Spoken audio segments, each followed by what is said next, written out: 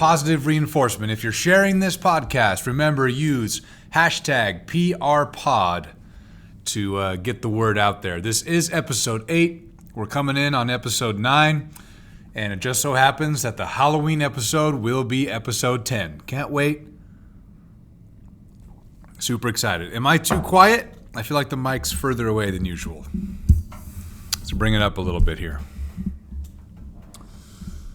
Okay. There we go. All right. Want to make sure everyone can hear me. So this one's a little bit different. Usually I record on Wednesdays. Well, I changed my schedule to film on Wednesdays, but yesterday I forgot to charge my phone. I used my phone to film, and I wasn't able to record yesterday. So I said, whoops. But hey, you know what? If you want to hear this podcast, you'll wait. You'll be patient, okay? I'm a busy guy, but no matter what, I'm going to give it to you, and that's what I'm doing right now.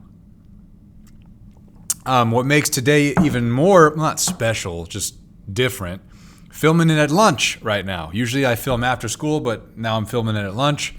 So if my door tries to be opened, it's because it's lunch, and there are kids out there that, trying to turn in late work or some stupid reason. So you might hear my door try to be opened, but that won't happen because it's positive reinforcement time, baby. So here we go. So Monday, last week I talked about observations and, how teachers shouldn't gripe about being observed and da-da-da-da-da, and I 100% stand by that. I got observed for the first time this year on Monday, and we have a whole new administrative team, so I was a little nervous, just like, wanting to be as good as possible, not sure what our new, I forget, there's so many damn jobs up in administration. Assistant principal, I think, is the job. Might be wrong. Should know. Do I? Nope. Because I don't interact that much with the shirt tuckers over in the administration building. So, do I know? I don't. There's a plane that's flying over the school right now, and it's super loud, and it's distracting me, and I'm annoyed. Now I have to wait for the jet to go away so I can continue. Anyway, had the observation on Monday, and it was ironic because this week is homecoming week, so every day there's a different dress-up day, and Monday happened to be pajama day, but I wanted to look super fresh for my observation, so I wore, black pants, white button-up with a gray blazer. I was looking sharp, and basically the exact opposite of pajama day, so that was kind of funny. But I nailed it, man. Freaking nailed it. And we were in the middle of finishing Copacetic, my short story. So the students, we had great discussions, and Mr. Morellis watched me and observed me and had nothing but great things to say. Definitely some tweaking I need to do here and there, but overall, observation went well. I think I might get my fourth period some donuts or something. They did great. So, observation's done for this semester until next semester. Should I have more than one observation? Yes. Should I have at least 5 or 6 more? Yep, because we need to be held accountable. If I was a shitty teacher, now I would just put on movies for the rest of the semester, right? Because who cares? Because no one's watching me, But that's not me. All right, so observation went really, really good. Let's move on to our first topic today, and that is having a morning. Now, if you're 26 years old, I lost you, because when you're 26 years old, you wake up at 7:15, you have to be at work at 7:45, and there's no time to do anything but rush, get dressed, put on deodorant, brush your teeth, get out the door, speed down the freeway, get pulled over, and then come to work. You have no time for anything else because you're 26 years old, and that's how you live in the world. That's how you do things. But when you turn 30, something happens where you realize, I can't rush like that anymore. Don't have the energy as much for it, and I just don't have the agility anymore to weave in and out of traffic and get to school. And you feel exhausted before the day even begins. So what you got to learn to do is have a morning. And that is the most 30-year-old thing to do. The most 38-year-old thing to do is have a morning. Remember, 38 years old, that's the pinnacle of youth. Once you're 38, that's the last year that you're young. Soak it up, because once you turn 39, it's over. It's all downhill. And soon enough, you'll be under the hill. So anyway, so have yourself learn how to have a morning. Wake up at least 30 minutes before you actually have to start getting ready. Wake up. Don't immediately go to your smartphone. Wake up and just kind of be with yourself for a little bit. Be one with your thoughts. Be one with your... Amy Galaviz, please report to attendance. Amy Galaviz to attendance. You see? This is why I don't do it at lunch. I was super in the groove, super in the mood, and Amy Galaviz, Learn to be one with yourself in the morning. Wake up, look outside the window, soak in the sunrise, and just be happy that you're alive again. I mean, every single night we practice death. And every single morning, if we're lucky enough, we come out of death or practice death and we're alive again. So celebrate the fact that death was only practice, and be grateful that you have a new day given to you. A new day has been bestowed upon you, and practice death was merely practice.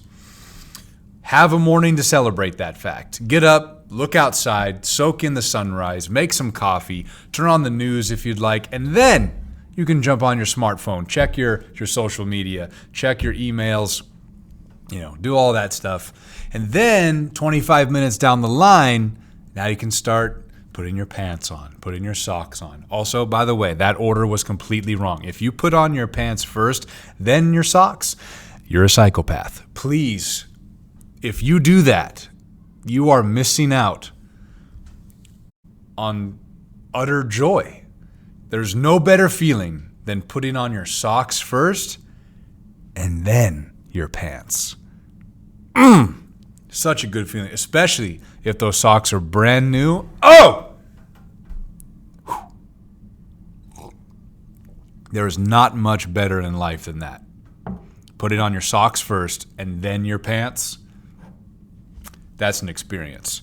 But it's so important to have a morning because you just feel like you're ready just to take on the day. You get to work and you're not rushed feeling. It's kind of like you've already accomplished something a little bit, rather than like you're out of breath and you walk through the door and the kids are right there already, and it's like, oh, I got to get started. I'm flustered. Like, I used to do that my first couple of years. I was literally getting here. I was walking onto campus as the students were filing to their classes. The bell had already rung, and I am just now pulling into the parking lot. Got to change your lifestyle. Otherwise, you're just adding to the stress, Drinking water today. I already had coffee this morning, and I had a V8 energy drink. I am more than... My liquid intake has met its quota. I don't need anything else, so water it is today. So yeah, have yourself a morning. My next note makes me laugh. Being an empathetic person, someone who cares about the feelings of others in no matter what situation, can lead to some pretty funny routines. For instance, sometimes students or colleagues, they'll ask me for something, and I know in my heart I don't have what they need. But I don't want to come right out of the gate and say, no, I don't have it, because I feel like that's just going to shoot them down. And it could be something as trivial as, Mr. Norris, you have an iPad charger? And I'll be like, in my head, I'll be like, no, I don't have a charger. But I don't want to let them down. So I start rifling drawers. And what that means is I start looking for whatever the thing is that they need. And I spend a good amount of time looking for the thing that the teacher or the student might need, but I know I don't have it. But I want them to see that I'm putting in the effort to look for whatever it is that they need, even though I know I don't have it. So I start rifling through drawers. I'm looking, I'm sorting through papers that are in my drawer. I open a cabinet, looking through there, looking through files. I move the tape over, and there's nothing there. And I go to my podium. I look inside my podium, ruffling through papers. Nah, man, I'm sorry, I don't have a charger. And I feel justified, more so, saying no after rifling through drawers, rather than just coming out of the gate with a harsh no, you know? Why do I do that? Why do we do that as people? I guess I already answered the question by saying I'm an empathetic person and I don't want someone to feel like I don't care. But that's also super crazy to rifle through drawers knowing that the answer is no. It's like I'm making them wait longer. I am pushing pause on their life with something that I know I'm not going to be able to give them. It's even more messed up. If I was just like, nah, I don't have it, they could move on a lot quicker. They could find whatever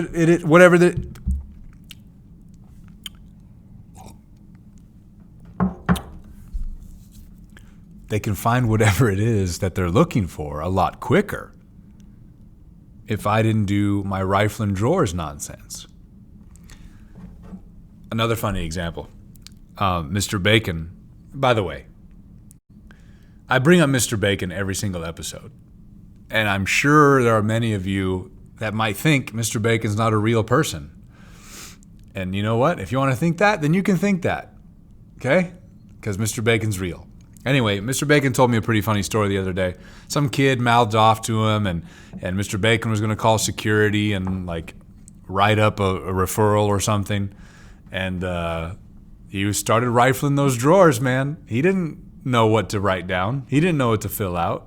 But you know what? All right, let's do this then, huh? You're going to talk back? Then he's rifling through drawers looking for forms. All right, let's go. Keep it up. Rifling through piles of whatever. He's not going to do anything. But will it make that kid a little bit more scared? Who knows? It might. Rifling through drawers works in different contexts. It can create fear, for sure. So if you're a drawer rifler, like I am, like Mr. Bacon is, stop it, maybe? I think we should just get to the point. Is that more beneficial? At this point, I'm not even sure. Never really thought about it.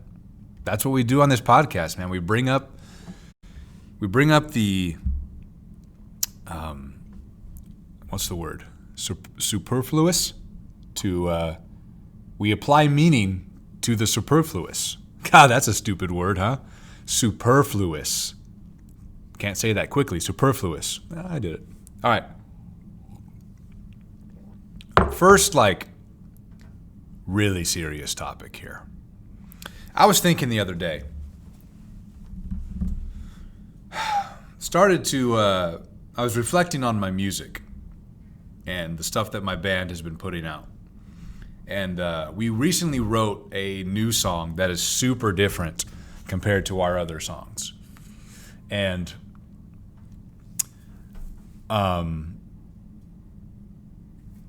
feel like I had the thought, like, this doesn't sound like us. And I was happy with that thought. Like, the idea of the usual, you know, as a personality trait, it's not a good thing, in my opinion. Like if someone says, oh, that's so you to do that, like I'm offended by that comment. With some stuff.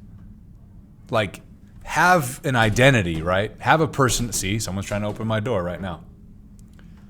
And they do it so angrily too. Like they don't just try to do the handle.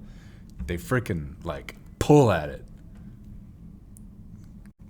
I don't know who is at my door. Anyway, they're gone.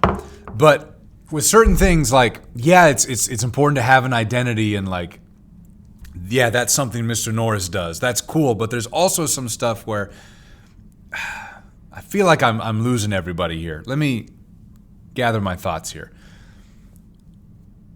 As a teacher, every year, if you're doing the same lessons 95% of the time, it depends on the lesson, I guess. But what I'm trying to get at is I always want to push my own self-perception. If I'm saying something to myself like, that's so me, or this is so us, like as a band or something, change it up. Do something that's like, whoa, I didn't expect Mr. Norris to do this, or I didn't expect that band to come out with this. Like, you know when bands come out with an album and it's completely different from what they had previously released, but it works, you know? Like so many artists will change their sound and you're like, I don't know about this. But sometimes it's growth.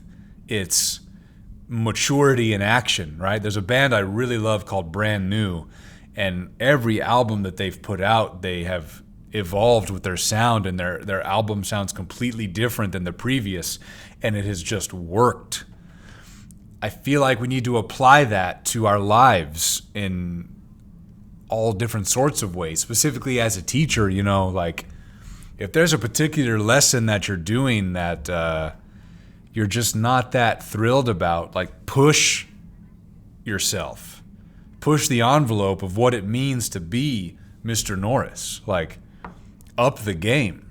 There's every year I'm including something new. Like there's something I do called the Norris Nights. I introduced this last year, and I just had this moment. I was sitting at my desk and I was like, man, am I successful at teaching these kids to be good people? Like, yeah, they might be becoming better writers and stuff, but are they becoming better people? And I just had this epiphany, like, I don't know if they are or not. So I came up with something called the Norris Nights, which I'm going to introduce next week to my classes, where it's basically trying to persuade students to do something good in this world. Do something that's going to make me look at you and be like, wow, you did that? That's amazing. So I give them the certificate. You know, they have to, first of all, they actually have to apply to become a Norris Knight. They have to apply to become knighted. They have to fill out this application explaining what it is they did to make a difference in the world, small or big. Excuse me. And I have to read it, and they have to go through an actual interview process. Last year I had 3 students become Norris Knights, and they had to be interviewed by a panel of teachers and explain why they feel they deserve to be recognized as a Norris Knight. They were nervous and all this stuff, and it was really cool. But it pushed them to do something great. And it worked. There are a lot of kids that applied, but you know, I told them, if you don't hear back from me, that means the thing you tried to do just wasn't impressive enough. So they really had to try to do something cool. Anyway, it's something I'm really proud of as this like extra assignment, and that was me pushing my self-perception a little bit. You know, like I wanted to make sure I'm doing something to try to influence these kids to do something great in the real world. And that's what I'm talking about. Do stuff that makes you feel uncomfortable. If you feel like it's going to help you grow in a way, do it. It's more than challenge yourself. It's challenge your identity, challenge your approach, challenge your methods. Do something that's going to make people like, wow,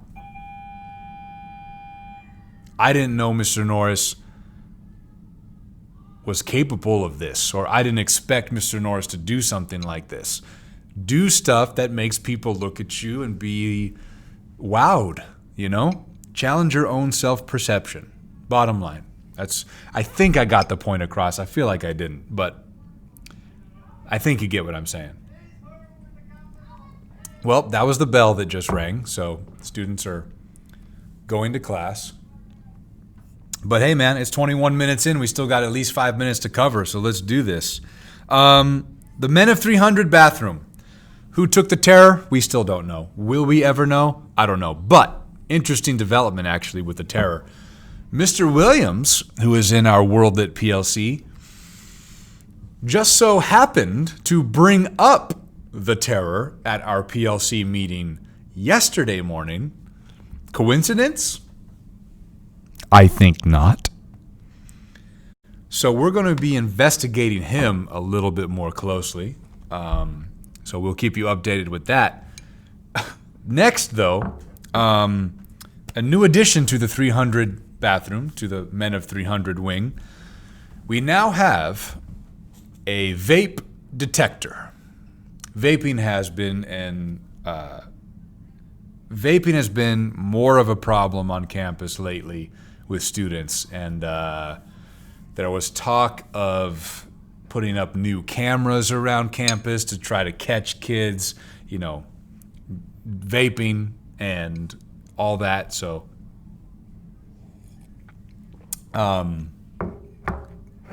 someone brought it upon themselves to put a vape detector in the 300 bathroom. So hilarious. It's right above the urinal. Here's a shot of the vape detector. Excuse me, the Vape Detector 5000. We go top of the line here at Sanger High School. And it's also above the urinal. So, you know, it makes multitasking a little bit difficult. But, you know, hey, it's all about the safety and the health of our students and staff. So that's why we have the vape detector. Thank you, whoever you are, for putting the Vape Detector 5000 in the Men of 300 wing bathroom. We really, really appreciate it. So hilarious. The other day on Facebook, I was talking to my wife on the couch one night about Halloween commercials. And while we were talking about, there seems to be more of a resurgence of Halloween commercials this year, and we were really happy about that. And as we were talking about that, an Almond Joy commercial came on the screen. Now listen, people have different preferences, and people have different tastes. Now, Almond Joys are for people who lack taste. Almond Joys are for people who don't care about what they put into their bodies, and people who don't care about the candy eating experience. Almond Joys are a cancer to Halloween, and they should be eliminated permanently.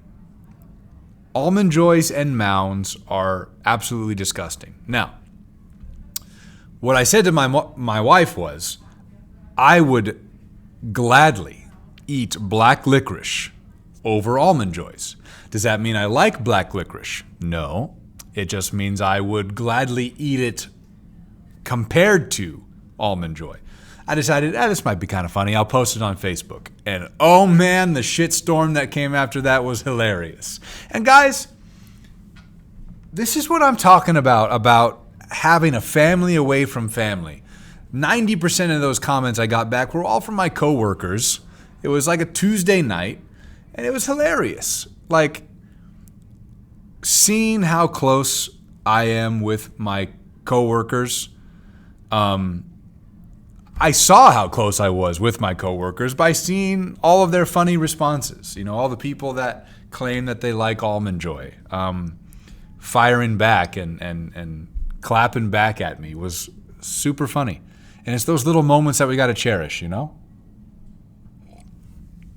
But in all seriousness, you know, if you eat Almond Joy, then we can't really be friends. So, I basically unfriended all of my colleagues on Facebook that disagreed with me. I'm just kidding. No, I didn't. This podcast has been pretty good. We're about 26 and a half minutes in, and I think I'll go ahead and call it there.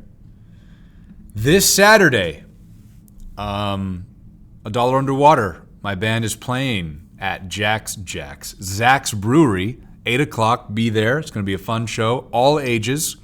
And fifth period has begun. Fifth period is my prep. In case you were wondering why I wasn't in a rush or anything, this is my prep period. So, yeah. Anyway, Zach's Brewery, 8 o'clock. Be there.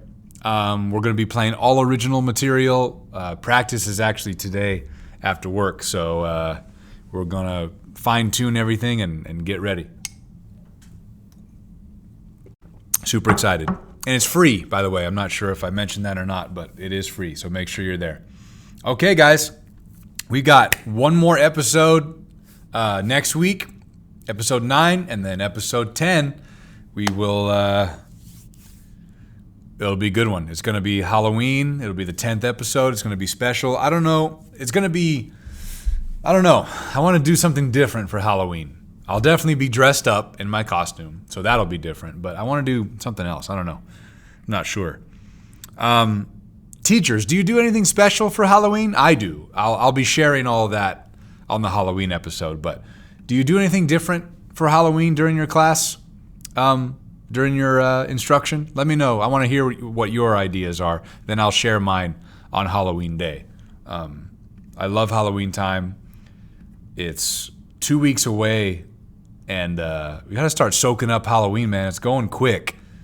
Do all the fall things. Do all the Halloween stuff. Go to a pumpkin patch. Carve a pumpkin. Watch Halloween movies. You know, do everything, because before you know it, it's gone. So soak it up, man. Enjoy it. Decorate, do whatever you can. I'm done. So we will see you next week on Positive Reinforcement. This was a good one. Thank you for listening. And sorry that I'm delayed by a day. But hey, you know what? Sometimes we get busy, but I made it work. So that's it. I love you all. Have a great weekend. And we'll see you next time.